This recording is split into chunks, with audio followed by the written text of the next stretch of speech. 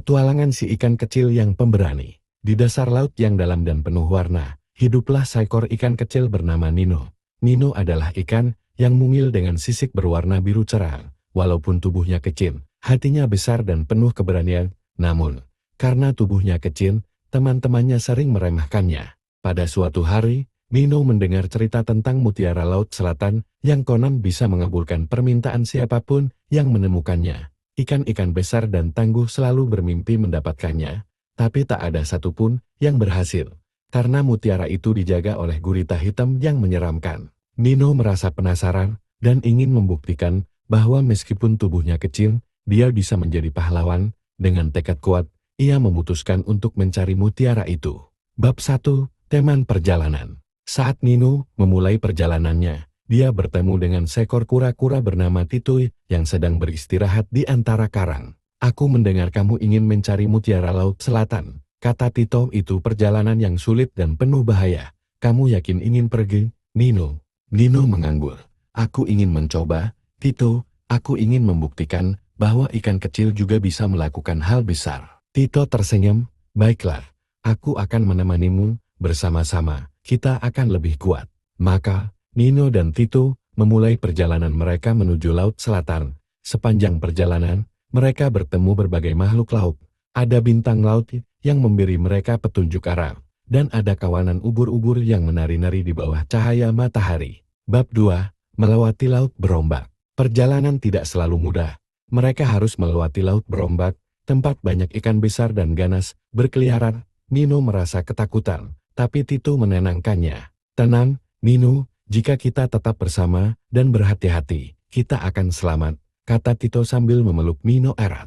Dengan keberanian dan kesabaran, mereka berhasil melewati laut berombak tanpa masalah. Nino belajar bahwa kadang-kadang keberanian tidak berarti melawan, tetapi tetap tenang di saat sulit. Bab 3, Bertemu dengan ikan lentera. Saat malam tiba, lautan menjadi gelap gulita. Nino mulai merasa takut lagi. Tapi tiba-tiba ada cahaya yang menyala di kejauhan. Itu adalah seekor ikan lentera bernama Lulu. "Kalian terlihat lelah," kata Lulu dengan ramah. "Aku akan menemani kalian sampai matahari terbit. Aku bisa memberi cahaya agar kalian tidak tersesat." Nino dan Tito berterima kasih pada Lulu. Berkat cahayanya, mereka bisa melanjutkan perjalanan dengan lebih nyaman. Lulu memberitahu mereka bahwa Laut Selatan sudah dekat, tapi mereka harus berhati-hati karena gurita hitam sedang berjaga. Bab 4, Bertemu Gurita Hitam. Akhirnya, Nino dan Tito tiba di tempat mutiara itu berada, tapi mereka terkejut melihat gurita hitam yang besar dan menyeramkan sedang tidur di dekat mutiara. Tentakelnya yang panjang melilit di sekeliling mutiara, seolah-olah tidak akan melepaskannya. Nino merasa ketakutan, tapi dia ingat alasan mengapa dia memulai perjalanan ini. Dia ingin membuktikan bahwa ikan kecil juga bisa berani. Dengan hati-hati, Nino berenang mendekat, tapi saat dia hampir sampai, gurita hitam terbangun dan langsung menatap Nino dengan matanya yang besar. "Apa yang kamu lakukan di sini, ikan kecil?"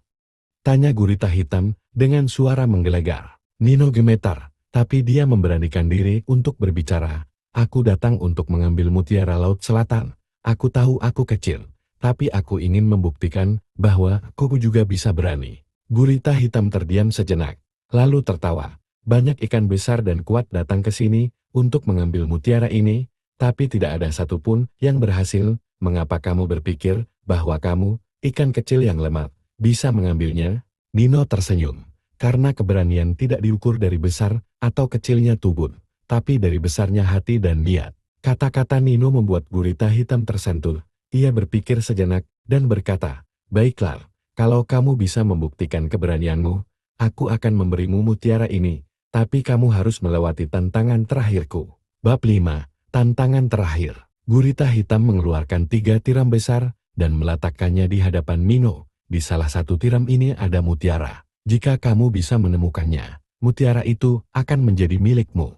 Nino memandangi 3 tiram itu. Dia tahu ini bukan soal kekuatan atau kecepatan, melainkan soal keberanian untuk mengambil keputusan. Dengan keyakinan, dia memilih tiram di tengah dan membukanya. Dan di dalamnya, berkilauan indah, terdapat mutiara Laut Selatan. Gurita hitam tersenyum bangga. "Selamat, ikan kecil. Kamu memang pemberani. Mutiara ini milikmu."